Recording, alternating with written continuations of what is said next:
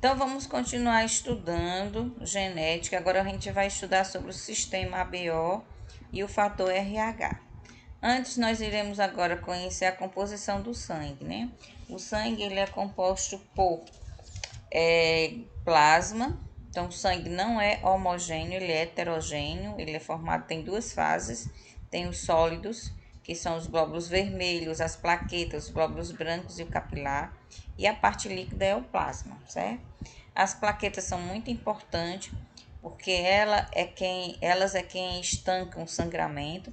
Na hora que você tem um ferimento, então elas chegam imediatamente formando um tampão. Os glóbulos vermelhos são essas hemácias aqui, né? Chamada de glóbulos vermelhos ou hemácias, elas são anucleadas. A função é transportar o oxigênio para todo o seu corpo e recolher o gás carbônico, né, dos órgãos. O plasma transporta água, sais minerais e proteína pelo corpo. E o capilar ele é responsável por trocas entre os tecidos, né? Os tecidos vizinhos, de troca de substâncias, né, e nutrientes nesses tecidos vizinhos. Então, vamos saber quem foi que criou, pensou nesse sistema ABO. Foi um cara chamado Karl Landsteiner, né, em 1900. Ele era um imunologista austríaco. Então, ele fez uma observação que o soro de sangue de muitas pessoas aglutinava. Quer dizer, quando misturava, ele ficava assim, coalhado. E aí, ele foi estudar por que isso acontecia. E aí, ele identificou os anticorpos e as proteínas que ele encontrou nas hemácias, né, nos glóbulos vermelhos. Então, veja aí, os anticorpos e o antígeno, né? Eles funcionam como se fosse chave fechadura. Determinado antígeno ou proteína, ele só se encaixava com determinados anticorpos. Então, quando falar em antígeno, é a mesma coisa que proteína, certo? E anticorpos é a defesa do corpo da gente, né? E Landstein, ele viu que algumas pessoas tinham proteínas diferentes. Então, vamos observar os grupos que ele viu, examinando os sangues. Ele encontrou em determinadas hemácias só um tipo de proteína que ele deu o nome A. Em outro grupo, ele viu diferente essa proteína, ele deu o nome de B. Em outro grupo de pessoas, ele viu as duas proteínas juntas. E no quarto grupo, ele não encontrou nenhum tipo de proteína. Vamos entender aqui mais ou menos para vocês compreenderem. Digamos que ele estava observando essa hemácia de determinado grupo de pessoas. Então, ele viu que ela tinha um antígeno, que ele chamou de A, uma proteína A. Pareciam os espinhos. No outro grupo de pessoas, ele viu um antígeno B, que ele chamou de B porque não era parecido com espinho, era uma bolinha, certo? E em outro grupo de pessoas, ele viu as duas, ó, tanto do A quanto do B. Aí ele deu AB. E no outro grupo não tinha proteína nenhuma, que o correto seria a gente dizer zero, né? Mas como a gente está usando as letras alfabéticas, pode ser chamado também de O. Então, veja só, no antígeno A só tinha proteína A, no antígeno B só o B, no AB tinha as duas proteínas e no grupo O ou zero não tinha nenhum tipo de proteína. Agora vamos ver as defesas que ele encontrou. Veja que interessante que ele encontrou. Os tipos de hemácias que a gente já viu, quem tinha bolinha era A, quem tinha esses espinhos em B, quem tinha os dois AB, quem não tinha nada, zero ou O. Mas os anticorpos, ó, quem era do grupo A, que ele encontrou essas bolinhas, tinha uma defesa contra B. Quem era de B tinha uma defesa contra A. Quem era AB não tinha nenhuma defesa. E quem era O tinha as duas defesas.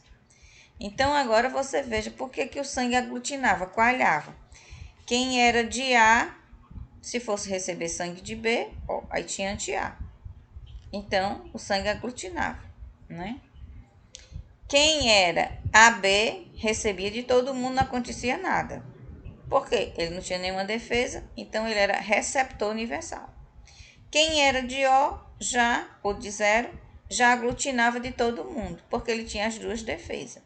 Mas em compensação, ele podia doar para todos eles, porque ele não tinha nenhuma proteína. Então, esse aqui é o grupo O é doador universal e o grupo AB é receptor universal. É doador universal porque ele não tem nenhuma proteína. E esse aqui é receptor universal porque ele não tem nenhum anticorpo, entendeu? Ou nenhuma defesa. Então, essa experiência pode ser repetida no laboratório. Veja o que ele fez. Pegou as amostras de sangue e colocou os dois tipos de soro, o soro anti-A e o soro anti-B. Então, tem os dois tipos, gotinha de sangue nas lâminas e foi observar. Quando ele pingou o soro anti-A, aí vejam quem aglutinou. Aglutinou com o soro anti-A, mas não aglutinou com o soro anti-B. Então, ele viu que o sangue era A.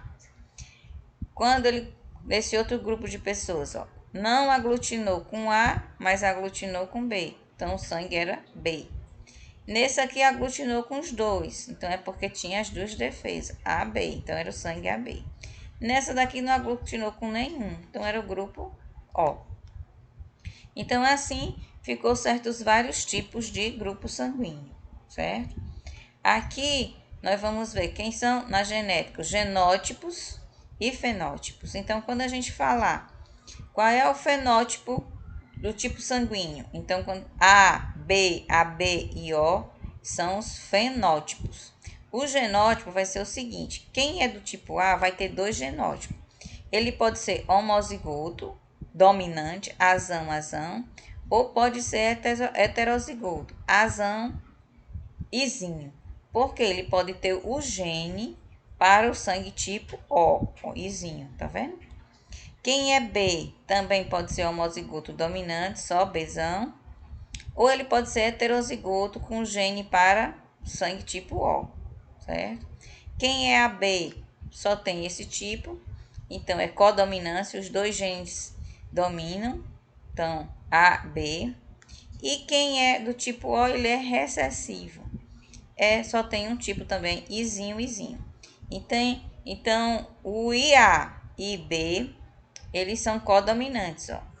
Os dois são codominantes. E os dois, tanto A quanto B, eles são maiores do que os izinhos. Eles se manifestam com mais facilidade do que o izinho. Só vai nascer um O se o pai e a mãe tiver o izinho, né? Então, é recessivo, ok?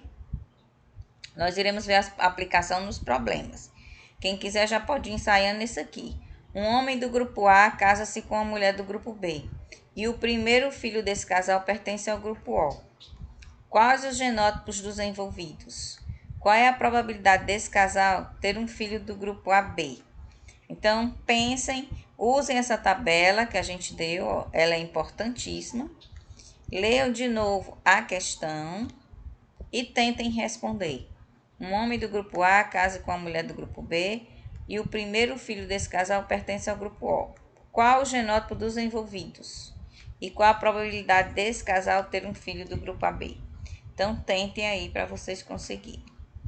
E aqui a gente vê quem pode fazer a transfusão de sangue para quem. Então, vocês vão ver aqui quem é que pode doar sangue para quem. O O, a gente sabe que ele é doador universal, então ele vai doar para todo mundo, porque ele não tem nenhuma proteína, né? O AB vai receber de todo mundo. E quem for A, vai receber de quem? Ele vai receber só de A mesmo e de O. Quem é de B, recebe dele mesmo e de O, certo? E quem for de O, só recebe dele mesmo. E aí nós temos o sistema RH. Além disso, Landsteiner observou que as pessoas que tomavam transfusão de sangue ainda tinham algumas rejeições. E aí ele foi verificar e descobriu o sistema RH, né? Ele descobriu que tinha um outro antígeno através da pesquisa feita com o macaco Rhesus. Por isso que é RH em nome desse macaco aí, Rhesus, né?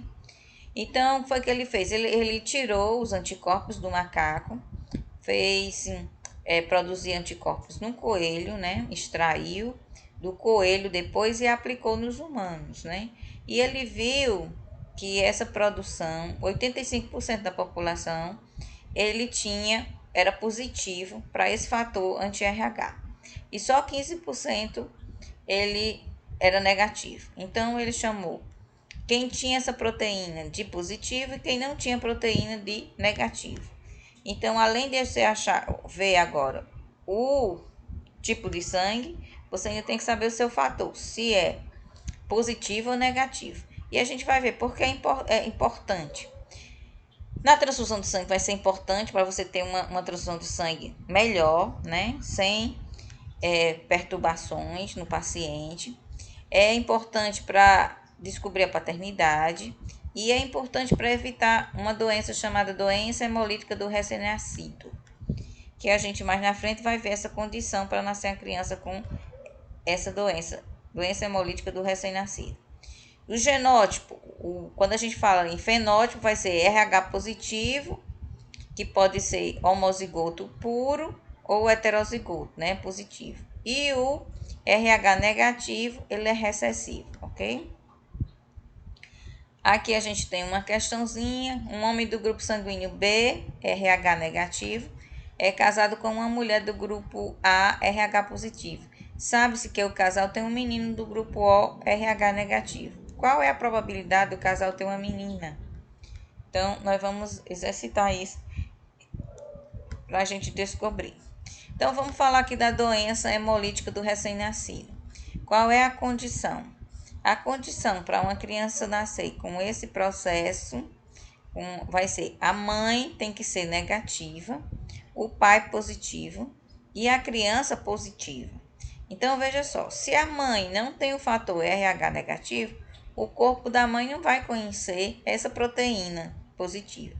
Então, se o pai é positivo, a gente vê lá nos cruzamentos da genética que ele pode, então, passar para a criança essa proteína positiva e o menino ser RH positivo, que puxou o pai, né?